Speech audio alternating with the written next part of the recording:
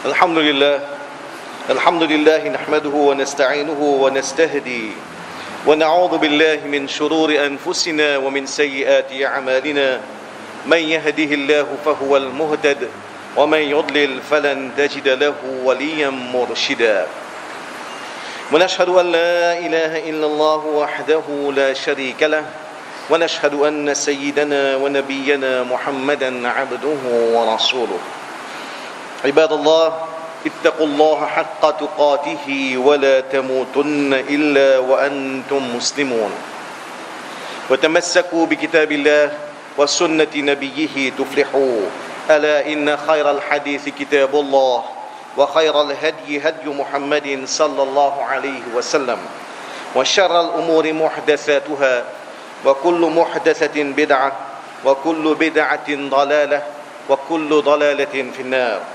فعليكم بالجماعة فإن يد الله مع الجماعة ومن شذ في النار أما بعد قد قال الله تعالى في القرآن أعوذ بالله من الشيطان الرجيم بسم الله الرحمن الرحيم يا أيها الذين آمنوا كونوا قوامين لله شهداء بالقسط ولا يجرمنكم شنآن قوم على ألا تعدلوا اعدلوا هو أقرب للتقوى واتقوا الله إن الله خبير بما تعملون.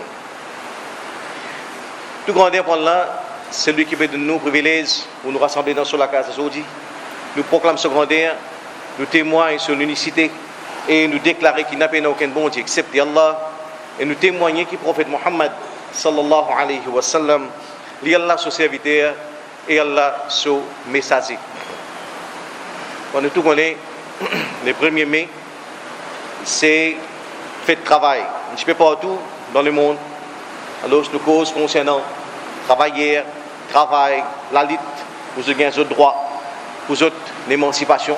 Effectivement, dans ça, 15-20 minutes qui nous vont ensemble, nous pouvons essayer d'un coup de ce que l'islam dit concernant droit de travailleurs, concernant statut de travailleurs. Quelle contribution que l'islam a amenée à travers l'histoire dans donne de travailleurs les autres droits. Effectivement,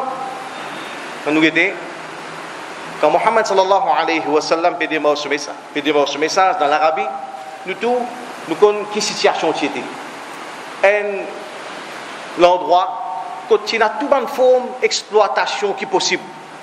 Exploitation risque, le pauvre, dominer, qui ban du monde faux, qui peut faire le ban du monde faible, dominer qui homme, qui peut faire le ban madame, dominer qui ban tribu, qui puissant, qui peut faire le ban tribu qui faible.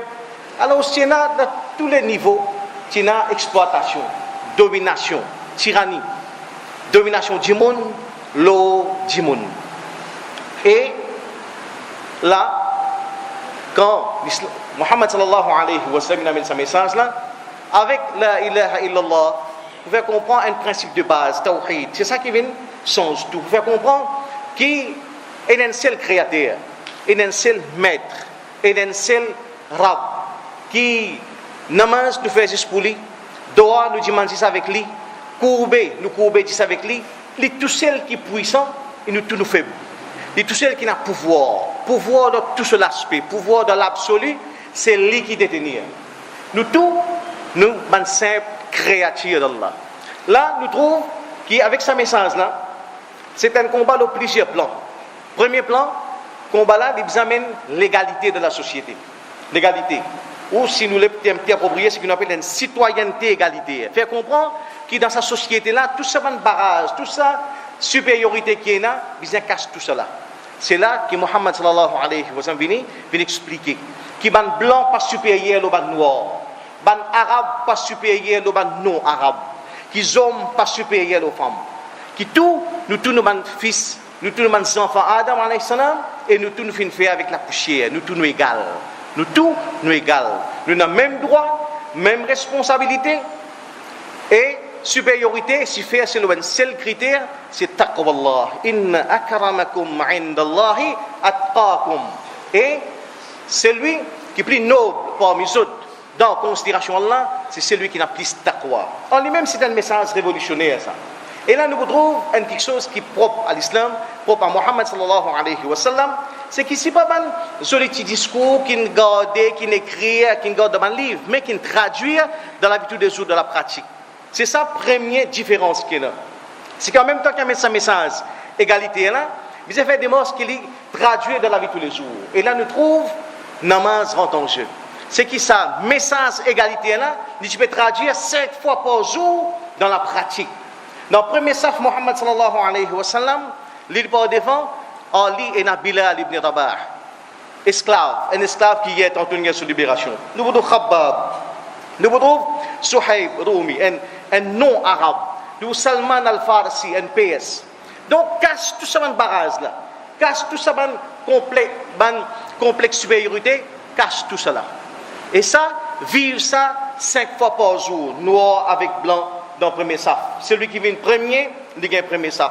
Celui qui vient dernier, il est capable de risque commerçant, il est capable de gouverner une province. S'il vient dernier, il gagne place pour faire un marche d'opération, il reste dernier. Puis il a place gardée, puis il a hiérarchie. Tout dans une seule dimension, c'est dans sa dimension qu'on appelle une citoyenneté égalitaire. En plus de ça, Muhammad sallallahu alayhi wa sallam, un fin tacticien. C'était vraiment quand nous avons cette méthode qui sera sur l'inserving, c'est vraiment quelqu'un qui connaît la psychologie du monde dans cette petite subtilité, dans ce petit détail. Il fait une action d'éclat, justement, pour que sa société-là, il remette en question sur une tradition, sur une coutume. Parmi les actions d'éclat qui sera sur l'inserving, il célébrer un mariage. Il fait une demande en mariage entre Zainab bint Jahsh, Rasoul, sa propre cousine, son papa, son sœur, son petit-fils. Zainab bint Jahsh, une jeune fille qui appartenait à l'aristocratie quraishite, un noble, dans la classe bourgeoise. Dans Quraish aussi, il appartenait à Banu Hashim, tribu qui est plus respectable de Quraish.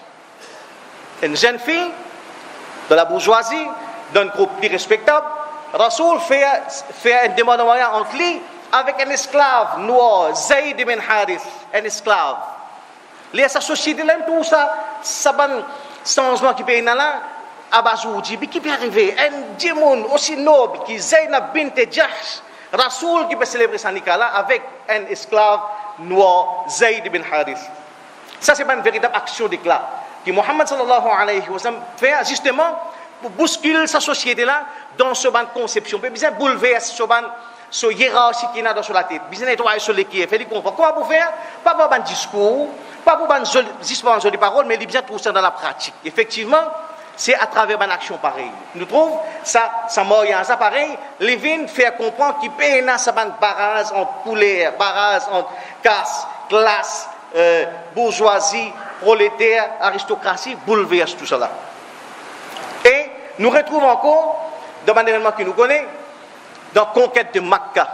Dans la conquête de Makkah, là, Muhammad sallallahu alayhi wa sallam, rentre comme un conquérant dans Makkah, et là, tout ce chef Quraysh de Djibouti, l'islam il fait victoire, conquérir Makkah, et dans Kaaba, pour rentrer dans Kaaba, il faut des notables qui rentrent. C'est juste un chef, une tribu qui est puissant. Pas n'importe qui tribu, le seul qui réussit rentre à l'intérieur Kaaba. À ce là pour monter l'eau Kaaba pour Donazan, c'est encore un plus grand, c'est une consécration, ça. C'est un poste qui est hautement honorifique qui pas donne à personne. Muhammad sallallahu alayhi wa sallam pour faire ça, il choisit qui sont là? Il choisit Bilal ibn Rabah. Et Bilal il a tout dans lui pour disqualifier lui pour sa poste là. Il est non-arabe, il sort de l'Abyssinie. Il est non-arabe. Et d'ailleurs, il y a ce fanatisme arabe contre non-arabe, qui en arabe, je appelle ça maintenant Ajam. Ajam veut dire man qui muet, man qui gaga, man qui pas contre causer. Ça c'est complexe arabe vis-à-vis de non-arabe. C'est pas contre non-arabe, c'est non-arabe. Bilal, il y a tout ça là, il est non-arabe. Il est un esclave. Il est un esclave qui est tantôt 4 ans, tantôt il sur libération. Il est pauvre. Rasoul choisit, il dit, toi Bilal, toi de Donazan. Il monte, le caravane de Donazan, ça va se flapper guetter. Et quand nous regardons dans l'histoire, raconte ça une réaction là. Une réaction par exemple, man chef Quraysh, quand on fait ça, il y a un qui s'appelle Utba ibn Asyad.